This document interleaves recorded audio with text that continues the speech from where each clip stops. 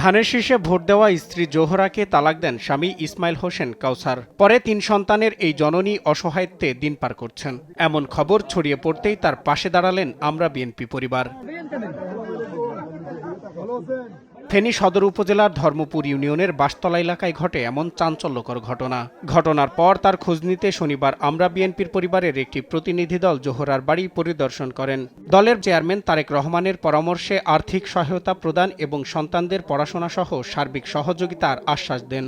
আমরা যখন এই ঘটনা শুনেছি, মানে আমাদের ঘটনা শোনার আগেই বিএনপির চেয়ারম্যান উনি জেনেছেন, জানার সাথে উনি আমাদের নির্দেশ দিয়েছেন যে মজনু ভাইয়ের সাথে কন্ট্যাক্ট করে এবং জেলা বিএনপির সাথে কন্ট্যাক্ট করে দ্রুত ওখানে আসতে। আমরা তার প্রেক্ষিতে আমরা আসলাম এবং উনি আমাদের যে নির্দেশনা দিয়েছেন যে স্বামী মানে যিনি তালাক দিয়েছেন উনি কিন্তু আমাদের বিএনপি দলীয় না, ঠিক আছে, কিন্তু তবুও কিন্তু মানবিক নেতা আমাদের তারেক রহমান উনি কিন্তু মানবিক বিবেচনা করেই এখানে পাঠিয়েছেন আমাদের। উনি কোনো দলমত নির্বিশেষে কাজ করতে বলেছেন এবং এটাই হচ্ছে তার চিন্তা ধারণা এবং আগামী নতুন বাংলাদেশ যে নির্মাণ করবেন তার একটা উদাহরণ এটা। ভবিষ্যৎ হোক নিরাপদ, বিনিয়োগ হোক বিশ্বস্ত, আর আমার পছন্দ সল্ট বে। ওয়েলকাম টু সল্ট বে।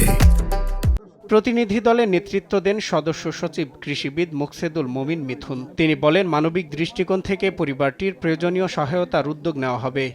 তো আমরা এসেছি এবং এই ভুক্তভোগী পরিবার এবং ওই যে তালাকপ্রাপ্ত যে মহিলাটা ওনাকে বলেছি যে আমরা তার পাশে আছি এবং তার যে যা লাগবে বিশেষ করে তার ছেলে মেয়েদের পড়াশোনার জন্য উনি প্রচণ্ড চিন্তিত।